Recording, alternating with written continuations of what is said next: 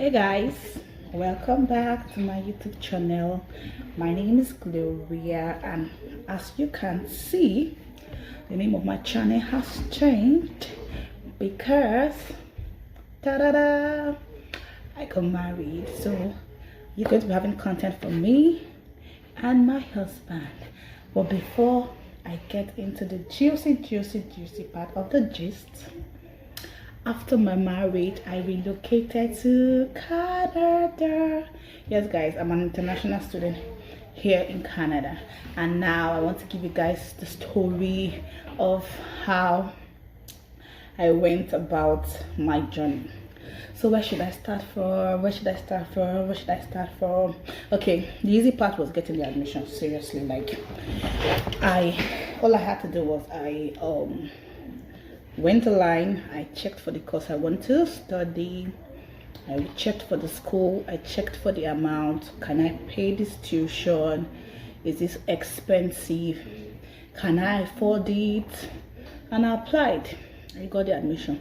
So let's get to the difficult, will I say difficult part? Okay, let me see. Let's get to the part where you have to apply for visa. Stay tuned guys. Oh, give me a minute, let me get water. So alright guys, I have my water here. Let's get back to the gist. So I got the admission, we've gone past that. Let's go to the process of applying for your visa. If you are from Nigeria like me, you find this, you'll be able to relate with this because you've gotten your admission, you want to apply for visa. The number one question is, are you self-sponsored? Are you co-sponsored? Or are you fully sponsored? It's what is sponsoring you. Do you have a scholarship or whatever? So let me talk about my story. I'm not here as an immigration officer. I'm not here with stating, oh, I have authority to talk about it, blah blah blah. I am just giving you how I went about mine. So after the admission, what next? I was told, like, the school gave us invoice, you have to generate your receipt, blah blah blah. You're meant to make at least first semester payment. So I went about with the Form A. The Form A is actually cheaper for you to make this payment than buying from the black market. But we know what's going on with our Form A, with our Form A process in Nigeria is taking so long. It takes as much as 14 to 16 weeks, whereabout the school has given you a time frame. Most of the time they give you less than 30 days to make this payment. So what do? If you have the money to go to the black market to buy from the black market and pay, so you do not lose your admission and start all over again, please, I would advise you to do that.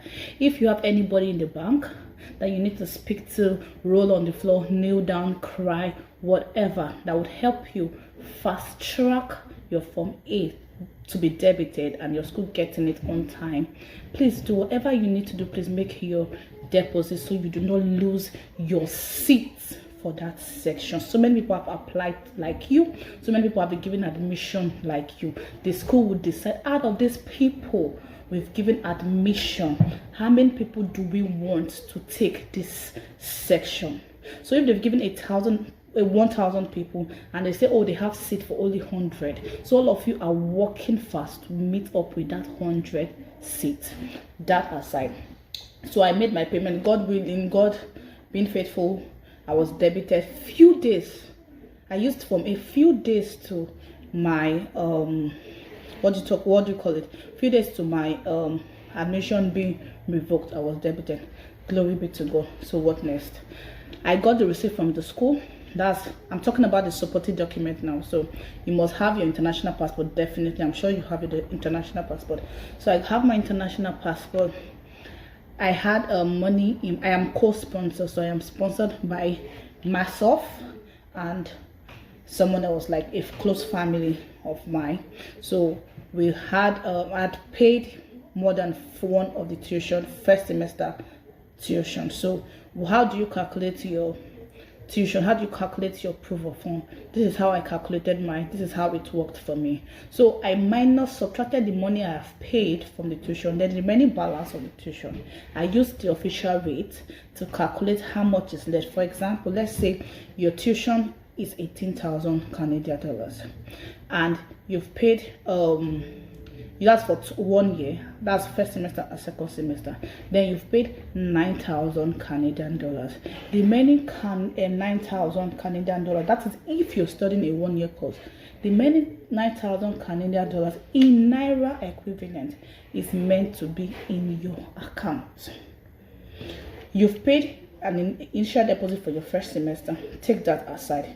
That one is out. It's not even meant to be part of your proof of fund, because you have to now show, oh, I have the remaining balance for my tuition. I have at least 10,000 Canadian dollars for 1 year living expense. Then I have maybe, let us say, 3,000 to 4,000 for your flights, for your run around and all that. So you have 8,000 plus 10,000, 18,000.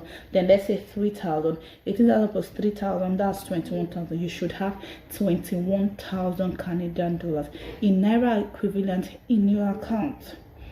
Let us say you have it in USD. You should have you should calculate it. I think 1.309 CAD is to 1 USD. So you do your calculation, you know how much you're meant to have in USD as your proof of fund. Okay, so this is it. So we've talked about our proof of fund. Let's talk about document. This proof of fund, because the space on the IRCC portal is limited, the new portal, you want to upload as much document as possible, but the size is restricting you. What do? So many of us, we make this mistake by printing our statement, our 6-month statement, and you see so many papers upon papers. No, you don't have to do that. Walk into any of your bank, any of the deposit money bank. You have FCMB, you have Zenith Bank, any of those banks, Mema Bank, all those banks, you know what I'm talking about. Ask them for my bank statement. My bank statement. If you want 6-month statement, it goes directly to the embassy. What the bank would give you is just a sheet of paper that contains the password and the code. This is what you upload on your portal. So IRCC can just insert the password and the portal on the password and the number on that on their system that they have, and they will be able to see your bank statement. So you don't have to have so many printer, 40 pages, 50 pages. You're trying to compress your pages of statement and all that. You don't need that. Get my bank statement. That's for your bank statement. Then what else? Okay, you have to have your university certificate. You need to have your CV. If you've worked before, let your CV, regardless, don't use Canada CV, Nigerian CV, whatever CV. The CV you have currently in your country, have that uploaded. Have that. You need your tuition deposit received from your school for paying your tuition. You need your sponsor statement, your own personal statement. You need if you're actually having for those of us that I've tried to build home ties, and for me, I used my family as my home tie. I used before I got married, I had started this whole process. So my parents were my home tie, my siblings, my nieces, and all that were my home tie. So I uploaded pictures, different pictures of me with my siblings, with my parents, everybody, so many pictures and all that. You need your statement of purpose. Let's talk about statement of purpose, because Canada is different from the US or any other embassy where you have to have a walk-in interview. Your statement of purpose is your interview. When you realize that, this person at the other end, the visa officer, is not seeing me, right? The person is not seeing you. Want to convince this person to give you visa. What do? You write things down and explain. Make sure it is explanatory enough. Make sure when you read it, or when you give someone else to read it, the person understands what you're saying. Anything you've uploaded that you feel would cause maybe conflict in the head of the visa officer, or maybe will cause doubt, you explain it on your statement of purpose. What example can I give? I'm thinking of an example I could give concerning this. Okay, let's say for example,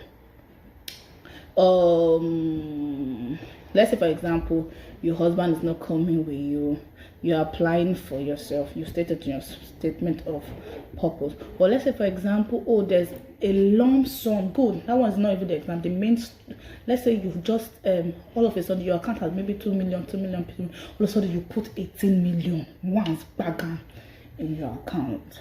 What should you do? You go to your statement of purpose and explain how the money came about. They don't want to, because they will feel like, oh, this money just for demonstration purpose. You just place this money there because you want to get visa, blah blah blah, and all that. No.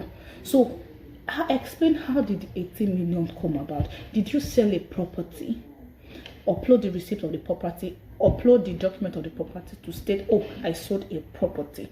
Did you get a gift deal? What is a gift deal? Oh, somebody dashed you money and said, oh, I'm supporting you for your academic purpose, blah blah blah. You have to have a gift deal. There should be a transfer of that money from that person to you, stating, oh, I dashed this person, or I gave this person this money freely out of my free will. I was not under coercion, I was not under force or anything to give this person this money. So everything that you think will be a red flag, your statement of purpose is where you should write these things down. I do not subscribe to people tell you, oh, come and help me write my statement of purpose, blah blah blah. Statement of purpose is an easy thing. It's you talking about yourself. First of all, you know yourself better than any other person. You're telling a story about yourself, right? So you're telling a story about yourself. You're telling the visitor, oh, why did I choose so and so school? Why did I choose so and so course? How would this course help me in my career? How would it help me if you're transitioning? How would it help me in transitioning into this career? Then on your statement of purpose, you also explain, why am I leaving career A to career B?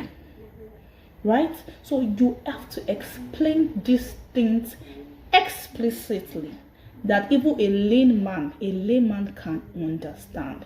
And do not forget, if you are in Nigeria, West Africa, your study permit is being processed in Nairobi, so you don't know the knowledge of those people, you don't know you don't know their capacity and all that. So you have to explain it as if you are explaining to a layman. No, do not use too much big English. I know everybody wants to show, oh, I went to school, I can speak grammar. Say, write things the way another person would understand.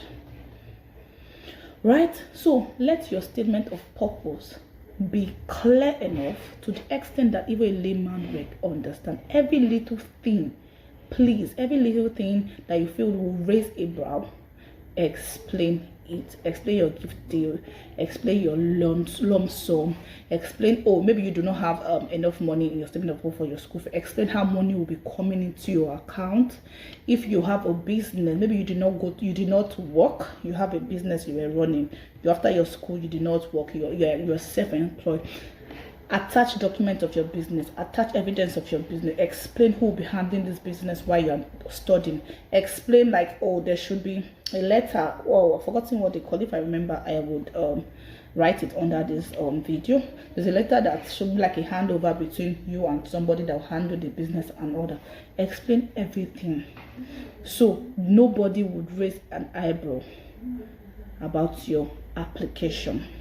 So I'm going to talk about how long my visa application took. Oh my god, I think you guys want to hear this story because it was crazy. But give me a minute, I need to go on water break.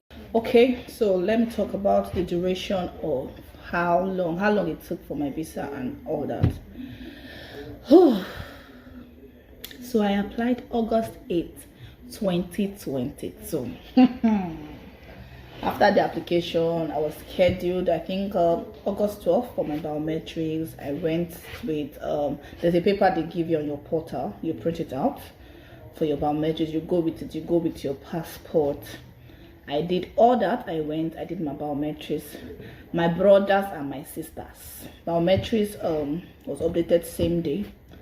And I did upfront medicals. Like, I did not wait for IRCC to send me a mail or stating or send me any notification on my portal stating, oh, they need my medical. So I went ahead to do my medicals. Then there's this form Q Life, because I use Q Life. They are so professional. This is not an advert. I love their services. So they're so professional. Everything was clean and all that. So there's this form they gave us. So that was the form. I think they call it IME. I'm not sure. I really cannot remember. There's this form they gave us, and you have to upload it to IRCC stating, oh, I have done my medicals and this is it. Normally this Q Life or IOM will send it straight to them, but because you do not want to waste, like, relax and wait for somebody to do, you have to like be proactive. They have to ginger, you know. You upload it on your web form. You upload it through web form, and most of the time we send mails and mails and mails to IRCC. They only want to see the correspondence between you and them through web form. So use the web form mainly. All right, how long did it take for my medicals to be updated? It took over a month, my dear. Waiting for visa is crazy. Waiting for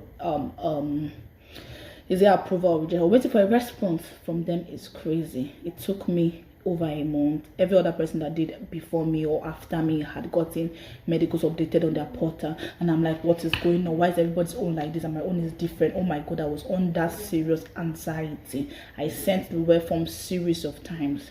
I sent mail to Nairobi office series of times. Guys, you don't want to be in that position. The waiting period for your visa is crazy. August 8th to September 8th, medicals has not been updated. I think my medicals was updated September 24th, and that was the only progress that showed on my portal. Sweethearts, my people, September 24th, October came, nothing. November came, nothing. And I'm like, what is going on? Somebody that has applied before me, I was even asking questions. I've already applied, she has not applied, has gotten a decision. I'm like, hey, Mugbe. People from my village are pursuing me. I did not tell anybody. The only people that know I did visa, I'm doing visa, are my family people. How? What is going on? I was advised to, like, I joined groups on Telegram where they tell you what to do. You get information. Please, you are not an island. Get information, especially when you're doing these things yourself. I did not subscribe to you using agent, because these are things you can do yourself. Join groups on Telegram. There's so many groups, free information where you get to learn things, how things are done. So they told me, oh, why don't you order for your GCMS node? It shows the progress of your application, what has been done. If there's any information the visa officer is not like okay with, like, you would know and all that. Okay, I applied for GCMS node. I cannot remember how much it cost me. Normally it takes 30 days. The first GCMS node came, nothing. These people have not touched my application. Yay! My village people from Abia State are following what is going on. The GCMS node was blank. Only thing that was showing was biometrics and medicals. Oton. Hey, I was like, immediately it came out that same day. I think the same day or the next day, I applied for another GCMS node, that at least before it comes out, 30 days. In that 30 days, they would have started working on my application. Only for it to come out, these people told me that my YX certificate that I uploaded is not looking original. See wahala. How? I did not upload statement of visa. I uploaded YX certificate. And all this while I have been sending mail to these people don't answer. I will send web from nothing. My dear, I even went as far as calling, I think, on tower office. And I begged the lady is so nice. She's so accommodating. Like, she helped me reach out to them. She would tell me, oh, there's an information on your. She told me there's an information on your as regards your application that they need clarification about. And don't mind you, the second GCMS note I ordered has not come. Like, what information? She said she was not told, blah blah blah. I'm like, okay, God, please don't allow these people reject me. Let this GCMS note come so I can see the information. What did these people tell me? My YX certificate looks fake. It looks different from the normal ones other people uploaded. I got pissed off. That same night I got that note, I bought scratch card. I added it and I wrote a mail. In my mail, I was like, did you guys reach out to me asking me for clarification about my YX certificate? Oh, if you don't want to reach out to me, did you reach out to the issuing body asking about the identification of this certificate? Like, I was so mad. And this is December already. This is end November, right? No, I think this is December. And mind you, I was supposed to resume January. These people were delaying me. I had to defer my admission to May. I don't know this if the second week was in December. I'm not sure. I'd deferred my admission, right?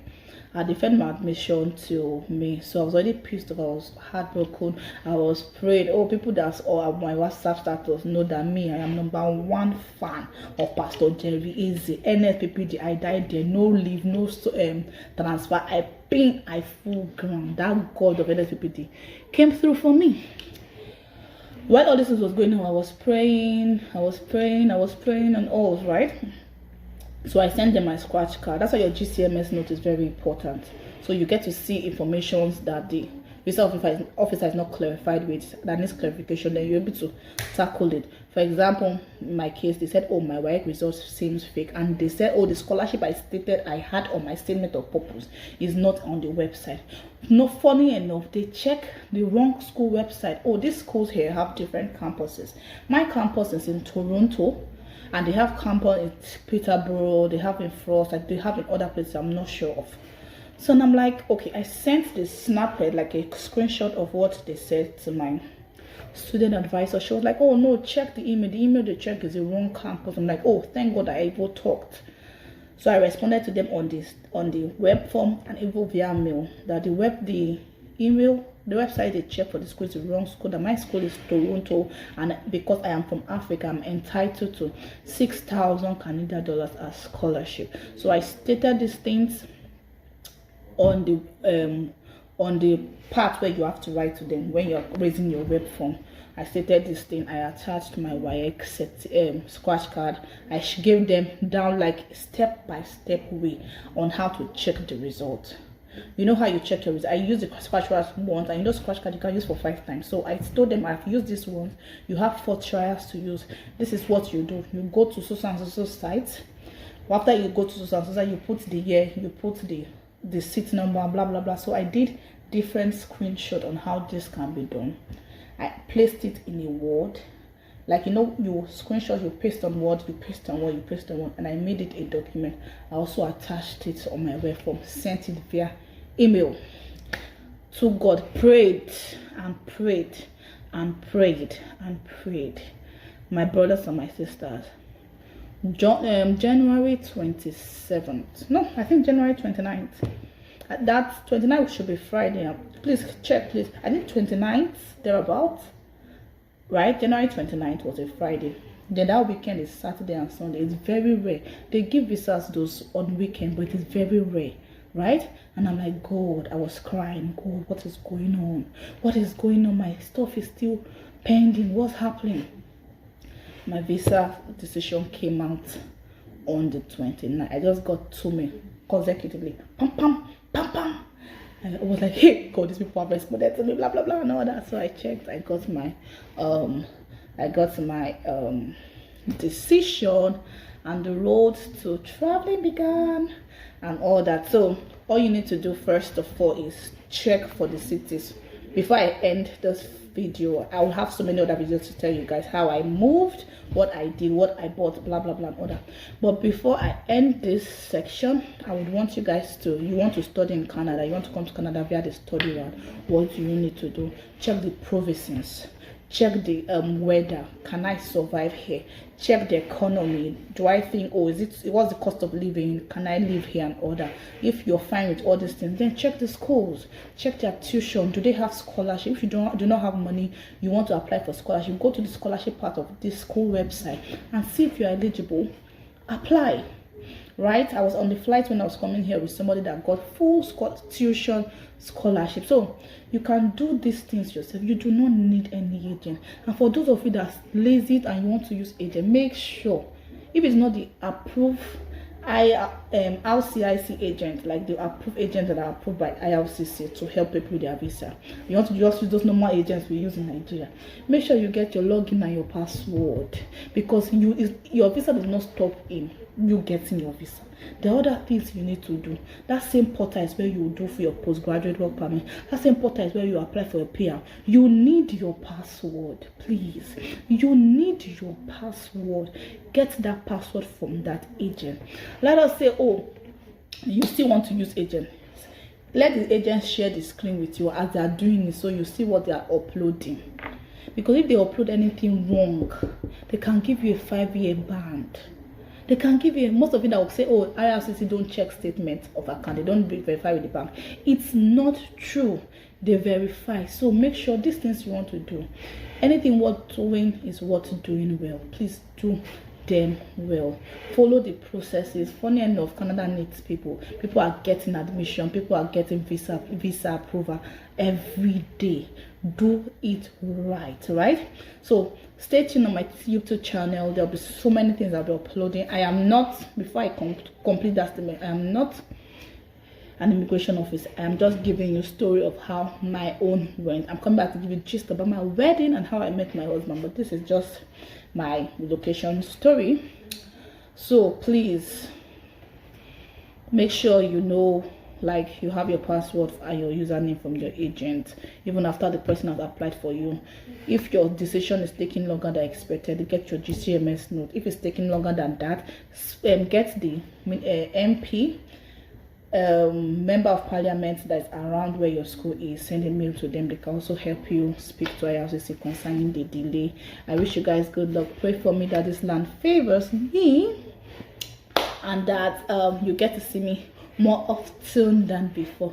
Love you guys. If you've not subscribed to my YouTube channel, guys, what are you waiting for? There's so many gists. I'm a gist person, so subscribe, like, share. So many content will be ongoing from now on. Love you guys.